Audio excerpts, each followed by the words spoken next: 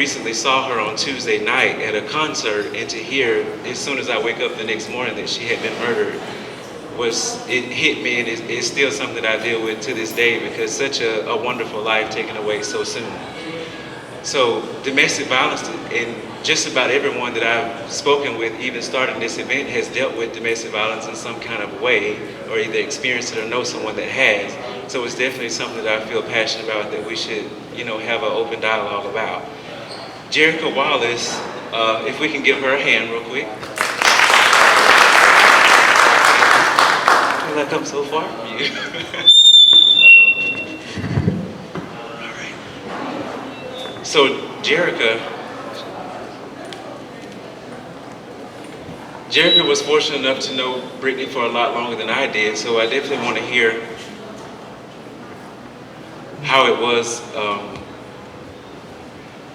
growing up knowing Brittany, and then to ultimately have to deal with her tragic murder on February the 10th. So can you tell me a little bit about that, Jerica? Sure. I believe me and Brittany were friends for 17 years. So it was definitely a total shock when all of this happened. I think a lot of times we hear about domestic violence, but it doesn't really hit home until it's someone that we actually know. And so just knowing her, anyone that knows her know how upbeat she was, always smiling. So it was, just definitely a shocker in regards to everything that's, happening. So I just wanted to kind of speak about it and just, make people aware and let them know there are resources out there. You can get help, whether you are, in a relationship or if you know somebody.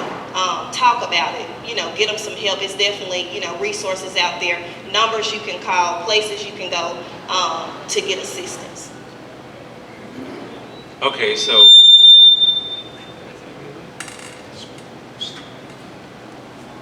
sorry about that, you guys. So anyway, so explain to me what went through your mind when you got that call February the 10th that had happened to Brittany. I think I was in total shock. I had to sit down and gather myself, did I really just hear this? Is this true? Because it was definitely unexpected. So I think I was just in total shock. And I mean, honestly, just here recently, it's like now reality is hitting. Because even sometimes now I still don't believe it. On Facebook, if I see something funny, I tag her to it, and then I'm like, oh man.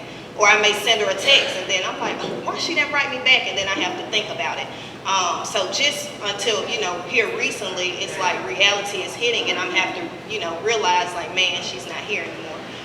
So it's definitely, a big change, because I'm used to talking to her, even if we're not talking all day, we're texting, tagging stuff on Facebook, or, just sending funny messages. I'm sure a lot of people here have best friends, and you know how it is with your best friend. And to lose someone that you've been knowing for that long, 17 years, it's almost like she was more than a friend. It was like my sister. So it's been real tough, just dealing with it. But I feel like it helps for me to talk about it, because I feel like I will be able to help other people overcome, that situation. And I just think it's an eye-opener for everybody. Hopefully people now will talk about it and break the silence, because I don't believe that it's talked about. And I hate that it had to be, something like this to happen for us to even come together and discuss it.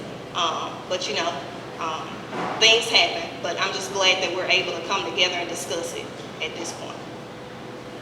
Okay, so thinking back with things that transpired between the relationship and all, are there things that you now step back and look at and say, hey, that may have been a red flag, or I should have said this, or not that it's your fault, of course, but did you see signs or things that we can look for in our friendships and things that we can reach out and help someone?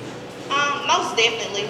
And just speaking with a couple people that have been through the situation and actually known people, I think a lot of times we try not to get in our friends' relationships because they may be mad at someone one day and then the next day they're all happy and you still mad. But I do look at it like, man, I would rather my friend be mad at me or rolling her eyes at me than not to be here. So sometimes I know they try to teach us to mind your own business, but sometimes you just got to dig, and see, because it's like, is there something else I could have done, to change the situation. And of course, I try not to beat myself up about it. But you just got to discuss it.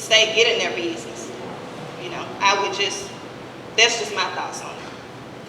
Okay, sadly, we only have, 5 minutes now with each person? So if you give Jerica another hand for me, please. And thank you guys for being so patient. And a dear friend of mine, I actually grew up with Leslie. And so if you will come and join me, please. Would y'all give Leslie Norris a hand?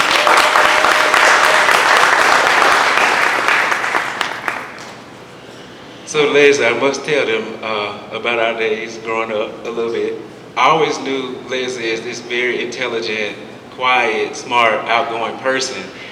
And actually, I'm gonna tell you how if we be real. I saw some stuff on Facebook one day, and I'm just like, wow, okay, so I never would have thought, someone like this would have went through some of the things that you will tell us about in a moment.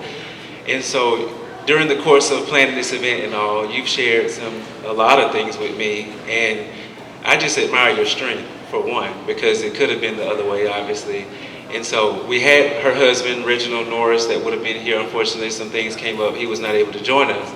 But if you would just, tell us how you guys met, what it was like at first, kind of walk us up until, and then we'll jump into where it ultimately was domestic violence.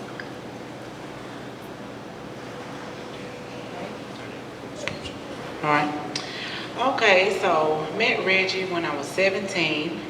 By the way, he had a job offer today, a good opportunity. He couldn't miss, so he wasn't able to come. I want to add, we're no longer together. The divorce is almost final, but we are really good friends now. It's been a growth process.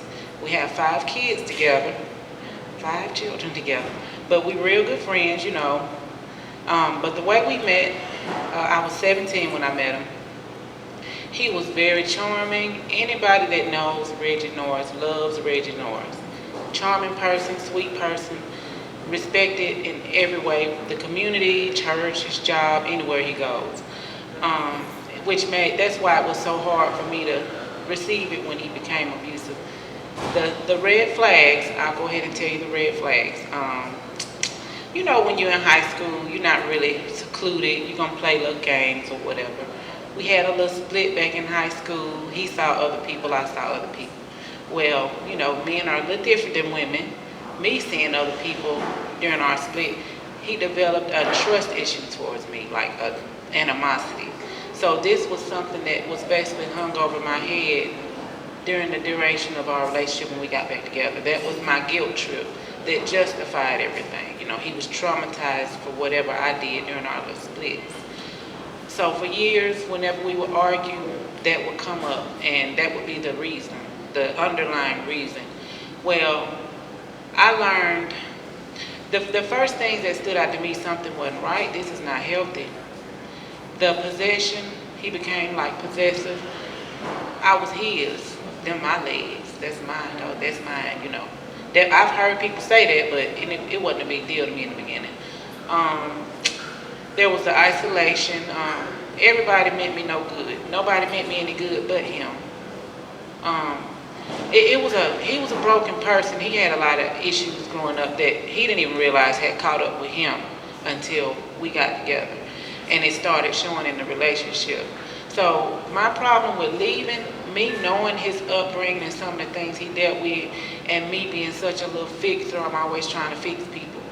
I just knew I could fix him. I just knew that I just needed to be there. Don't turn your back on him. He gonna come around, And I had to realize no matter how much I love this man and the good qualities he possesses, people know it, he still has a problem. He can't control what he does to me. I hear people say, if he hitting you, he don't love you. Well, I've witnessed this. I work with women like me now. I help link them with shelters and stuff. These men really do love some of these women, but they have a problem. And they can't help it. And all you can do is help yourself and get out.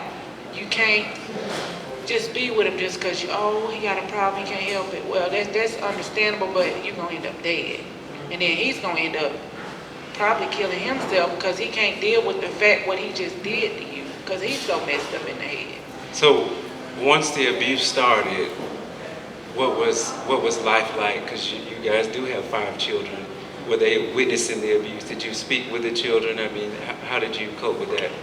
Yeah, they witnessed it. Unfortunately, my oldest two, the younger three, it had stopped by then.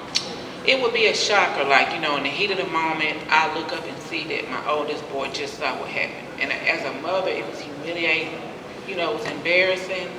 Here we are, they depend on us for their every need, and we're like at each other's throat. So it was humiliating, embarrassing. I would talk to him, apologize to him. I really didn't know how to explain what his daddy would do. I would just say he was real angry. He's not supposed to do things like that, and daddy is trying to work on that, you know. Right. So did you ever communicate with him and say, you know, this is not cool what you're doing, this is hurting me, this... Oh, yeah.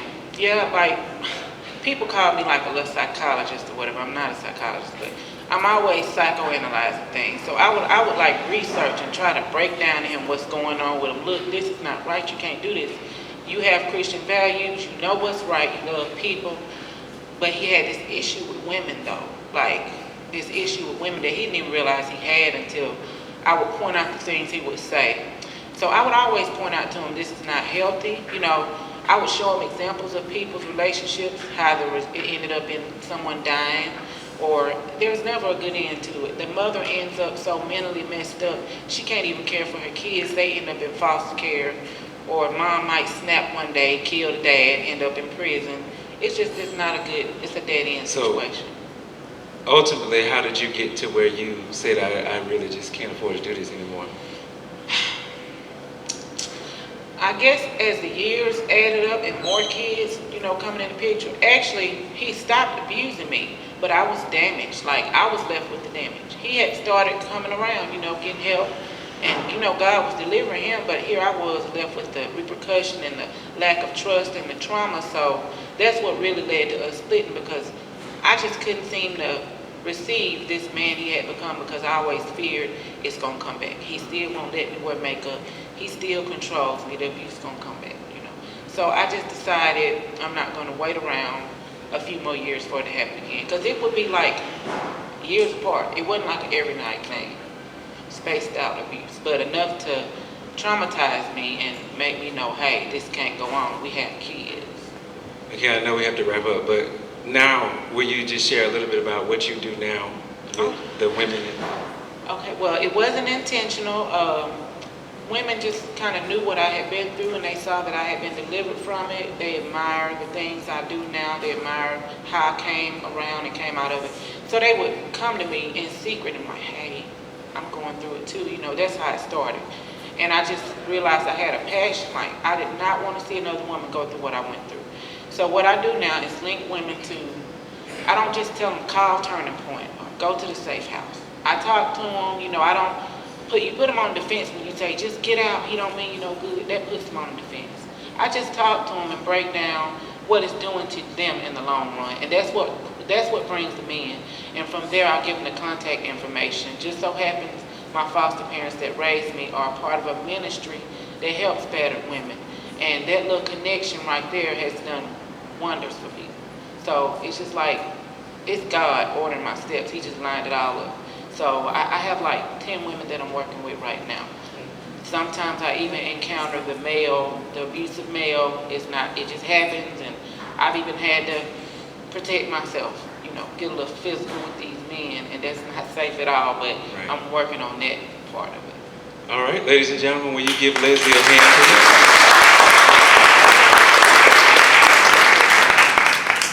And while we're getting ready for the District Attorney Brandon Balls, Alexander, if you'll transition up here. I just got a message about a white Mercedes truck. Will you please move your vehicle? That's out front. Of course, it was the apostle.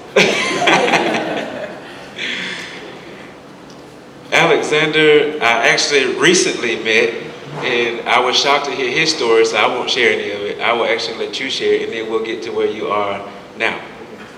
So, his mother was tragically murdered at the age of 6, right? And he witnessed that. So if you will share what you can about that. How y'all doing? All right. In Easter 1991, it was the next day on the Monday. My mom and her boyfriend were breaking up. My grandma sent home a lot of leftovers. and him and his friends sat around, they ate all the food while my brother and I were in school.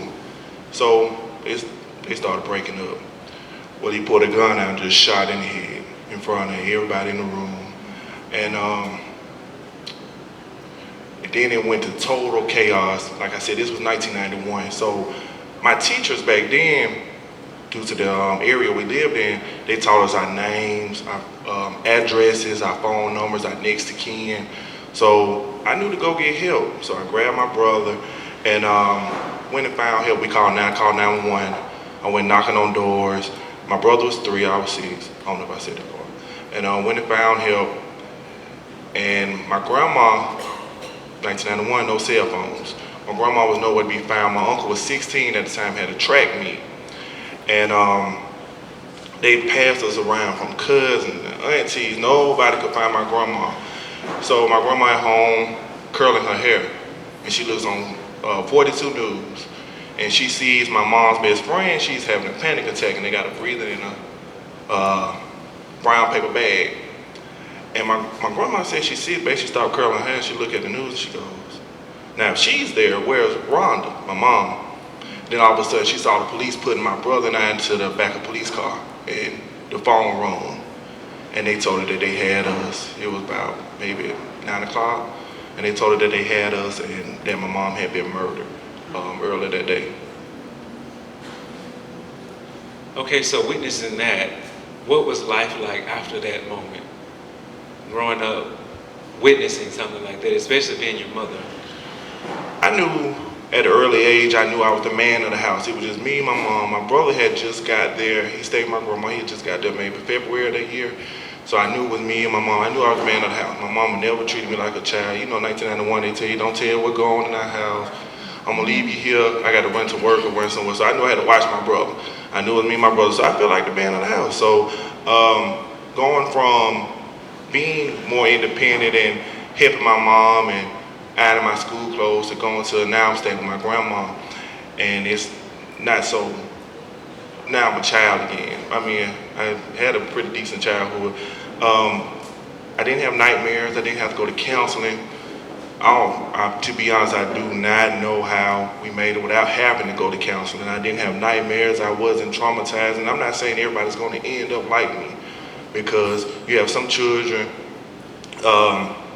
who they can turn out to be murderers. They can turn out to be abusive. They can turn out to hate people.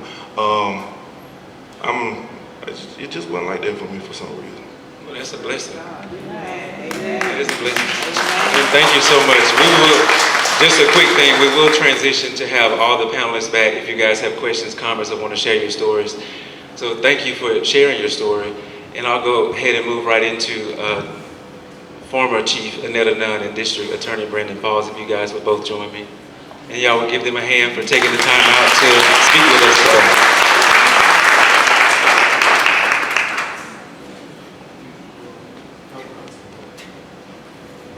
So I'll just tell you a couple of things. When I was starting to do this, it was all pretty much new to me to read and to find out about the events and all the things that were going on. When I say everyone that I reached out to spoke of you two, and that says a lot about you guys' character and what your heart is with domestic violence. So I definitely want to thank you guys. I actually had the pleasure to go and visit the one place today, and I talked to Miss Rebecca. She sat down with me for quite some time. We stayed about an hour and 30 minutes, and I got to meet some of your staff, very nice people. Can you tell us a little bit about your background and why it was so important to you that you started an organization like that? So, one place is our newest venture to help combat domestic violence and sexual assault. The idea is it's not new to Birmingham. It's been done all across the country, and it's really become a best practices model. And so we had a group of great folks that were working already in domestic violence. You have the YWCA, you have the Crisis Center, Birmingham Police Department, and then my office. And what we basically got together, and we had seen this model before, we heard about it, and really Allison Deering, I'd say, was one of the strongest forces by pushing this and making this a reality. The idea is to put all the services that someone would need in a domestic violence situation into one place. And that's why it's called One Place. The thought that someone who goes through abuse has to talk with a police officer, and then talk with someone from the DA's office, and then talk with a counselor, the YWCA, and tell that story over and over and over again. That's the first place that we approach the idea. So we thought, if we can get everybody into one place, so all these services are in one place, you're able to tell the story one time and find out what services are available, regardless of what that is, whether that's childcare, whether that's financial, whether it's housing, and try to allow the victim to make the best choice for herself and for himself at times when a man is a victim. But find out what is out there and make that choice, what is best for them right then. Is that returning to the home? Is that trying to get counseling? Is that moving out? Is that leaving the relationship? Naturally, being the district attorney, the inclination is, how can we make a better case? How can we make a better case that we can prosecute? But we really had to take a step back from that and say, what is best for the victim? If that's not going to be prosecuting the case, then we have to accept that. But we have to put the priority on the life of the victim. We've seen situations where someone did not follow through with prosecution, and when they don't, we don't know why. We don't know if there's threats. We don't know if it's because of finances. We don't know if it's because of other family members. We lose contact because they see us as somebody who's causing more harm to their lives.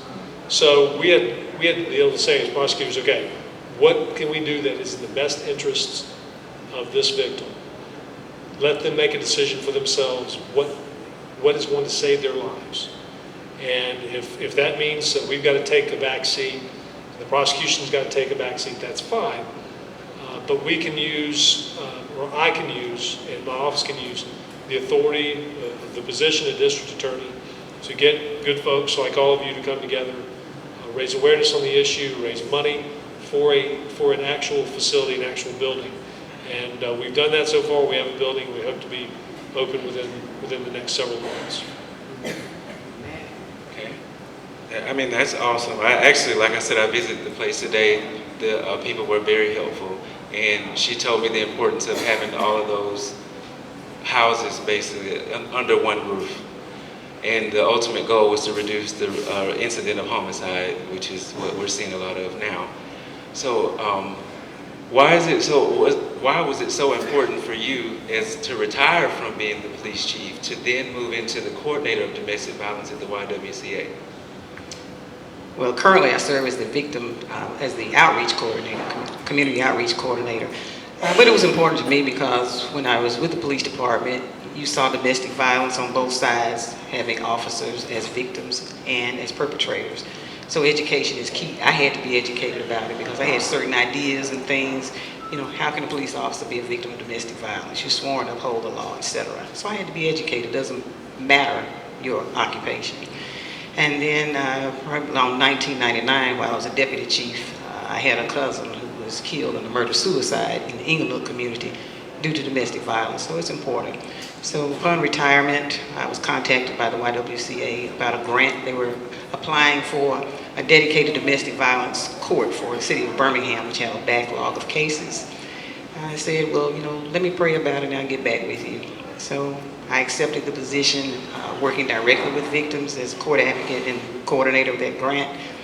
And I was supposed to be there for 1 year. This coming up Tuesday, it will be 8 years that I've been there. And it's an awesome place to work and help people, and we'll say it's important. We have our CEO, Yolanda Sullivan, who's here. This is an important topic. She's here tonight to support as well. So I know you guys see cases in your careers. What advice would you give to someone, even in this room, that it could be dealing with domestic violence? or in that situation? Well, I think the survivors have raised several important points. Jeritha, she mentioned that you hear about it all the time, but until it personally affects you, you don't think about it. We want everybody to think about it, whether they know someone or not, because that's what it's going to take. To learn the warning signs, the red flags, the isolation, the power and control issues. Don't ask a victim, why don't you just leave? Realize there are barriers, that's what we call them, barriers to people leaving. Ask the batterer, why do they batter? And the more educated we become, that we can recognize that we can share it. They may not come to me, they may not come to police, but they may come to that friend. And we want to let that friend know, don't ever give up on your friend or anybody. Just say, don't come back to me, because that's part of the isolation. But let them know that when they are ready, that you are there for them and give them the resources. And in the unfortunate situation when people actually lose their lives, don't beat yourself up. If you've done all that you can do, you try to give them information, you encourage them, and they have to make up their own mind if that's what they want to do. Don't beat yourself up about it, but just try to help the next person that may come your way. I think the only thing I'd add to that is seek out the services that are out there. There's YWCA. There's now one place that is operating out of my office. We have a website, www.oneplacebirmingham.com, so you can go there, find out the phone numbers you need to call for the YWCA, and if you know someone who's going through this, tell them, give them this information, ask them to call, ask them to come sit down with the counselors and find out what's available for them. I think the statistics show that a victim will go through seven episodes or 7 incidents of abuse before they ever make the decision to leave. And I just can't imagine someone living through that and feeling that they don't have any place to turn, anyone to go to. There is help out there. We want you to be willing to come out, talk to us, and help us help you however we can. And our hotline number for the YWCA is 205-322-4878. It's 24 hours a day, 7 days a week, with a live person answering the phone. And I do have some of our brochures with us that gives information, as well as our hotline number, the state hotline and the national hotline number, so they can get help wherever they may be. Okay, and then I was also interested to learn that you guys actually do classes, and even the children can come and learn about if they've been in that situation at the YWCA. Yes, we have victim support groups, we have counseling, children in crisis. We have a program that goes into middle and high schools within our coverage area of Jefferson, St. Clair, and Blount counties to provide the information so they can learn at an early age, because as one of the panelists stated, 17, they were in a relationship. We're trying to get to them early so they can recognize the signs of a healthy relationship. We have legal services, free legal services for civil processes related to domestic violence. A visitation and exchange program that operates on the weekends when it's too dangerous for those partners to, one of them to see the child alone. We have a program where they can still see the child when someone is monitoring that visit, or they need to exchange the child due to custody, but they have to be ordered there through either family court when they're getting protection with abuse order, or domestic relations court. And part of what I do is education and outreach. If you have a group, an organization that wants to learn more information about domestic violence, or you want to come to our facility, we put on programs to learn more about it, we'll be glad to do it. We'll go anywhere. And wow, so if y'all would definitely give them a hand. They're friendly people that are dedicated to helping. I actually saw Mr. Brandon Falls last week with red heels on, just that dedicated to the cause. It was quite comical to watch, but I mean, he was dedicated to the cause, and I'm all for that. And I don't know why anyone would ever wear heels. It's a woman thing. It was awful. okay, so hopefully there are some people that would like to share stories or ask questions or comments, right? Awesome. Okay, so if y'all would transition back, and I'll go ahead and step up, and we can go ahead and move into panel form.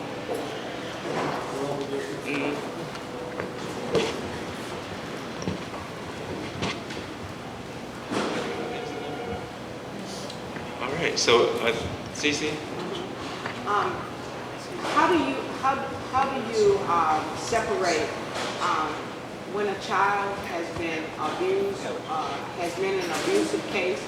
How do you all facilitate getting the children the help that they need outside of the home? Are the children dispersed away from the home?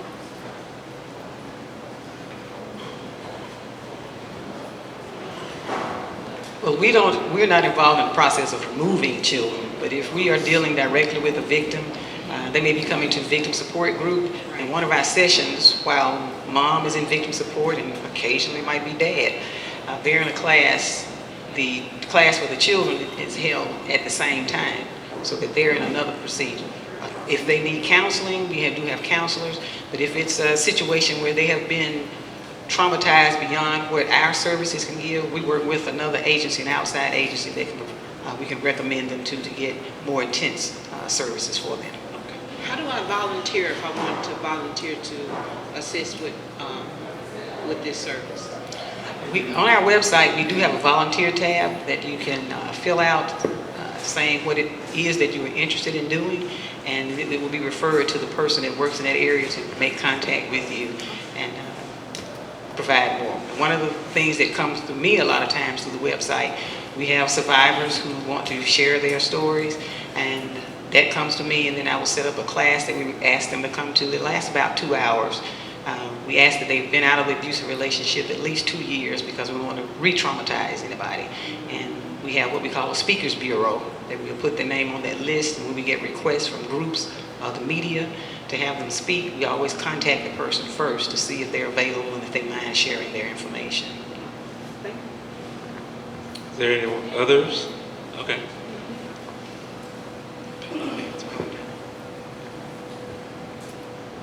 To the young lady in the black, I can't remember your name, I'm sorry.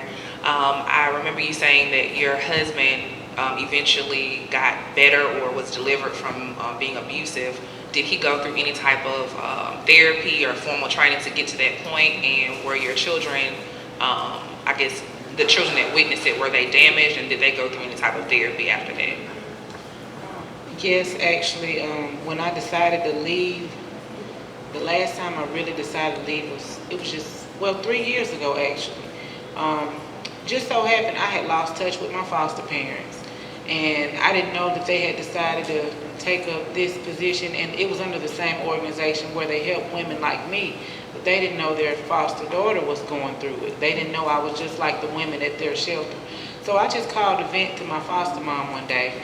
She said, well, Leslie, you can come up here. We have counseling for the kids. You know, you don't have to bring them but you, the kids, clothes and toys. We furnish everything. So during our time there, we counseled once a week. They counseled with me.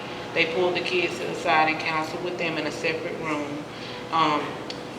Because they saw that I still felt a little potential in Reggie, that old fixer in me, they wanted to try to help him too and offer him counseling. He didn't accept their help, but he did independently do it on his own. But it had been a couple of years since he actually put his hands on me. I was just still dealing with the other part of abuse, like the control and the possessiveness. Like, I loved makeup. He wouldn't let me wear my makeup, you know. He wouldn't let me be me. And that's all control, and it all can lead back to the abuse in the long run. So, thank you.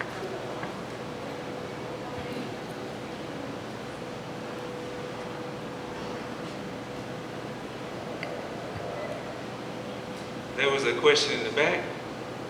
Yes, I have a question for Ms. Nine. What are your classes for becoming an advocate against domestic violence? Well, we don't have classes. We don't have classes where to say that they become an advocate for domestic violence, but the class that we do is for those who are survivors of domestic violence and want to share during different events or etc. And it's not a regular schedule. That's one of the things we're looking at, doing a regular scheduled date, but when I get enough people who are interested, I'll set a date that's convenient for everyone, and we'll set the class up. Are there any others? Anybody want to share a story that they may have Got a quick round.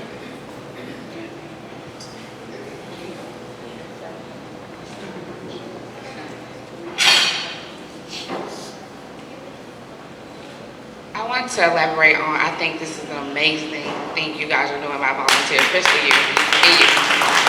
I understand, I promise you I do. I've had it on every aspect. My mom, her throat has been slit with a butcher knife. Her eye has been knocked out of socket. It's nothing that I haven't seen. I just recently, my mom died in December. She had cancer, she had lung cancer. You guys, I cannot stress to you how important it is to actually listen. My mom had been going through it for years. When her throat got slit, I was in 7th grade. That's huge. He cut it with a butcher knife to the point that he almost cut her major artery, just because she wouldn't take him to the club. Like Leslie said, it does go away from time to time. But the thing is that when you're by yourself. When you're by yourself, that's when they try you. Because I stayed with my mom for a long time. But when I moved out, that's when he started hitting on her again. It wasn't until 3 weeks, they told me and my mom had 3 weeks to live.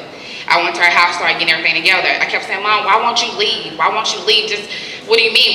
Just make him leave. This is your house. He's not paying any bills. Make him leave. Didn't know that he had threatened to kill my mom. So when I went to the house, she couldn't really respond. So I started searching. I was like, why is he not leaving? I've already told him that she only has 3 weeks to live. Why is he not leaving? Well, I went underneath her bed. You know how old people do. They have their little secret stashes or, secret little hiding spots. And I found a letter with her will that said, hey, if something happens to me outside of cancer, he's done it. So I cannot